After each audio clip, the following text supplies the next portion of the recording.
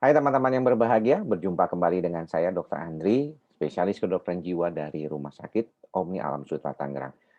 Pada kesempatan kali ini saya ingin memenuhi janji saya untuk bercerita dan juga menjelaskan tentang gangguan psikosomatik yang dialami oleh banyak orang, khususnya dari sisi bagaimana gejalanya kita kenali. Ya, dan kalau saya melihat memang dalam praktek sehari-hari itu cukup banyak yang mungkin tidak sesuai dengan yang klasik ya.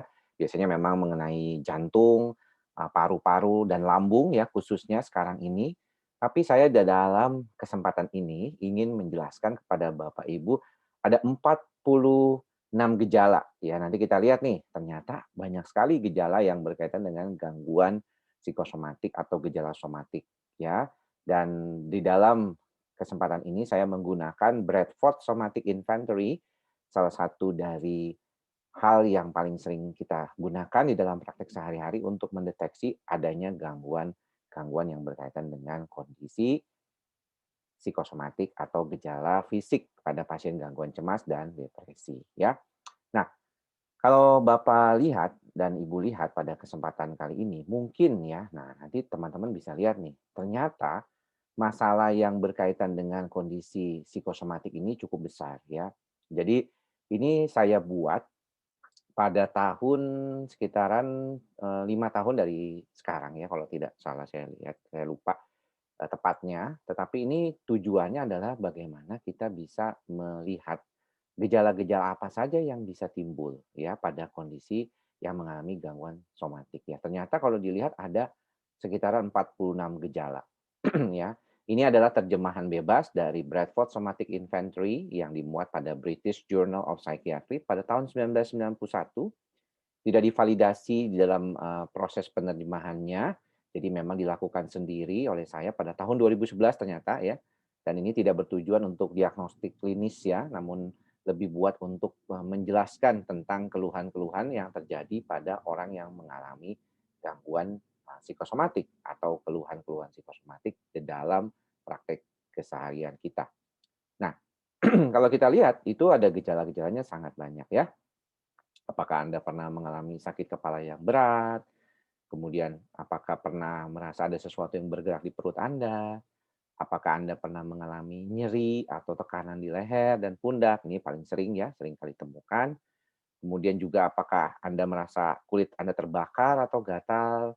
Apakah pernah merasa kepala Anda seperti diikat dari luar ya? Apakah Anda pernah merasa nyeri di dada atau jantung? Apakah mulut dan tenggorokan Anda terasa kering ya? Apakah penglihatan Anda seperti berkabut atau gelap? Apakah Anda merasa adanya rasa terbakar di perut ya? Kurang energi di kebanyakan waktu ya? Terasa panas ya kepala Anda atau terbakar, berkeringat banyak ya, ada tekanan desakan pada jantung ya, merasa sakit atau tidak nyaman di perut ya, atau merasakan sensasi seperti tercekik di kerongkongan, tangan kanan dan kiri Anda terasa seperti kesemutan ya, merasakan nyeri di daerah seluruh badan dan juga merasakan perasaan panas di tubuh ya, atau berdebar-debar, sudah jelas ya banyak sekali yang merasakan keluhan ini, merasa nyeri atau terbakar di mata ya, menderita salah pencernaan ya seolah-olah itu, merasa gemeteran, menggigil atau terguncang ya, pengen berkemih selalu atau pengen kencing ya, mengalami masalah tulang belakang, merasa perut penuh dan ingin muntah, kemudian merasa kepala berat ya, lelah walaupun tidak bekerja dan merasa nyeri pada tungkai kaki, merasa mual ya, merasa tekanan di kepala seperti akan meledak, merasa kesulitan bernafas ya walau sudah beristirahat, merasa kesemutan di seluruh badan ya, mengalami kesulitan buang air besar, ingin lebih sering ke toilet, ya, sering berkeringat tangannya, kemudian juga pernah kesulitan menelan ya, seperti ada ganjelan di tenggorokan, ini pernah saya juga berikan ya, merasa pusing atau sempoyongan, pahit ya di mulut, sering banget tuh ya kasus-kasus seperti ini, juga merasa tubuhnya berat, sensasi terbakar seperti ketika buang air kecil ya, dan berdenging di telinga atau kepala Anda, jantungnya terasa lemah, sering bersendawa, atau merasa seperti banyak gas di perut, dan juga kaki tangan terasa dingin. Anda juga apakah pernah mengalami kesulitan ereksi dan kadang-kadang bisa adanya air mani pada urin Anda? Walaupun saya sih ingin menjelaskan bahwa kalau misalnya ada seperti air mani pada urin, itu Anda harus periksa ke urologi dulu ya. Karena ini seringkali problemnya memang lebih ke saluran yang ada di saluran kemih itu sendiri. Ya, jadi jangan buru-buru bilang itu dari psikosomatik ya, teman-teman ya. Nah, keluhan-keluhan yang tadi disebutkan ada 46 gejala ini, teman-teman bisa lihat bahwa ternyata keluhannya ini bisa dari ujung kaki sampai ujung rambut ya. Kalau kita lihat ini kembali secara sekilas ya, begitu banyaknya keluhan-keluhan yang mungkin pernah teman-teman alami di dalam kehidupan teman-teman sehari-hari. Dan ini luar biasa mungkin mengganggu di dalam kehidupan, sudah diperiksa ke berbagai dokter ya, ternyata tidak mendapatkan hasil yang signifikan, apakah yang menjadi penyebabnya. Nah, kalau saya sarankan memang sebaiknya yang paling penting gejala-gejala ini dikonfirmasi dahulu ya Bapak Ibu ya. Yang pertama misalnya yang paling dominan adalah pemeriksaan EKG atau jantung, itu standar minimalnya ya. Kemudian lab darah juga penting.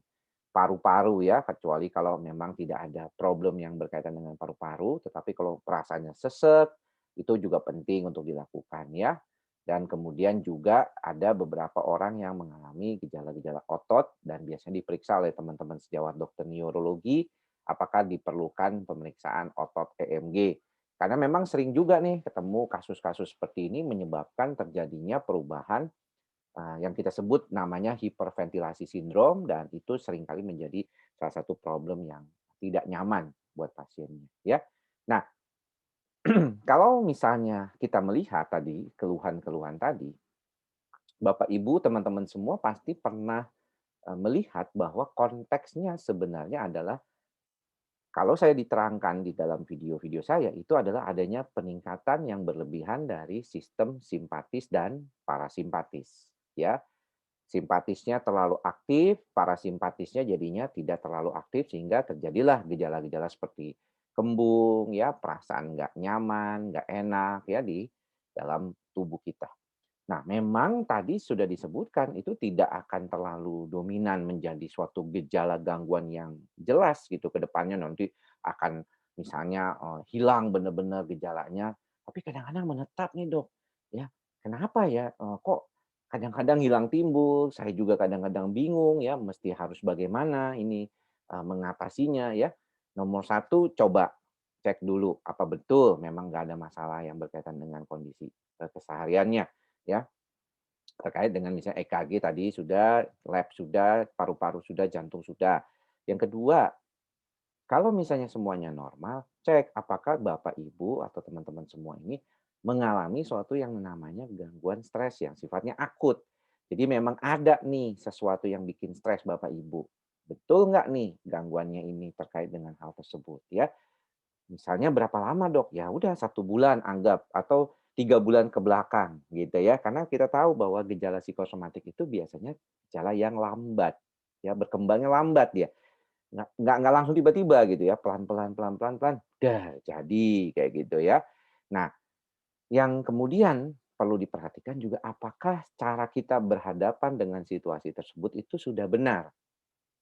Ya, apakah benar? Nah, ini kadang-kadang yang memerlukan mungkin bantuan teman-teman dari psikolog maupun dokter jiwa, ya, walaupun kalau misalnya di saat yang kondisi ringan, mungkin teman-teman bisa sendiri, ya, datang ke, eee, teman, saudara, keluarga gitu ya, bisa-bisa aja.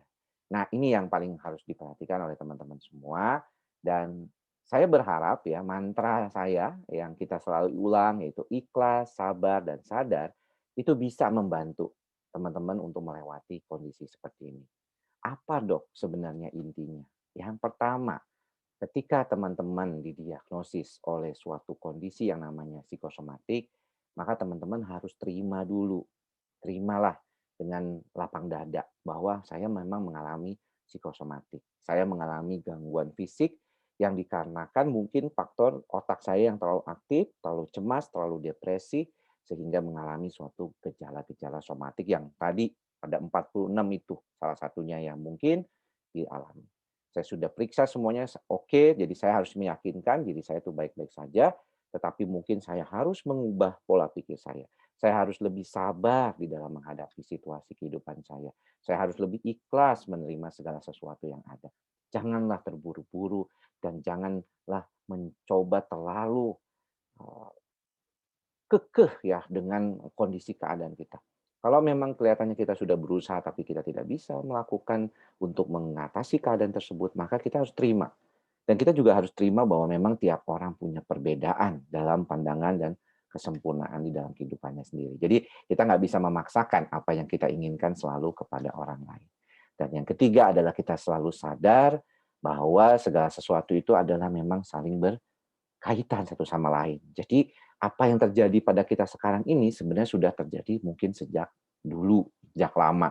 Dan mudah-mudahan apa yang kita harapkan sekarang ini membawa kita ke suatu keadaan yang jauh lebih baik. Nanti kita belajar dari orang-orang sekitar kita, kita mampu untuk mengatasi keadaan kita dengan baik. Nah, itulah sebenarnya cirinya. Jadi jangan fokus hanya pada 46 gejala tadi, ya. Kadang-kadang nih teman-teman mungkin suka merasa, aduh saya mau fokus aja nih sama caranya gimana dok sampai hilang loh, hilang loh, hilang. Kadang-kadang seringkali ya yang paling dominan bukannya menghilangkan gejala saja, walaupun kalau teknisnya di dalam praktek psikoterapi maupun di dalam psikiatri ya penelitiannya segala macam itu fokus pada gejalanya dulu, dihilangkan dulu gejalanya. Namun seringkali kita juga perlu membackup ya dengan tadi mantranya tadi ikhlas, sabar dan sadar supaya apa sebenarnya dok? Supaya tenang. Kalau otak kita tenang, amigdala kita tenang, dengan sendirinya gejala-gejala tadi akan hilang dengan kondisi yang lebih stabil, pelan-pelan pelan-pelan hilang. Ada yang cepat, ada yang lambat. Tergantung dari berapa lama dan berapa berat kondisi stresnya. Kalau semakin lama dia stres dan semakin berat, mungkin dia lebih lama lagi. Tetapi kalau misalnya mungkin lebih ringan dan bisa ditangani segera, mungkin akan jauh lebih cepat baiknya.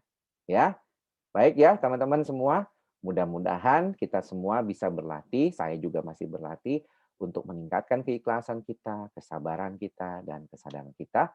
Semoga kita terhindar dari segala macam gangguan penyakit, baik yang fisik medis maupun yang psikosomatik. Jadi supaya tenang jiwa dan raga. Semoga semua makhluk berbahagia. Terima kasih atas perhatian Bapak Ibu. Sampai berjumpa lagi di video-video lainnya. Semoga video ini bermanfaat ya. Terima kasih. Salam sehat jiwa.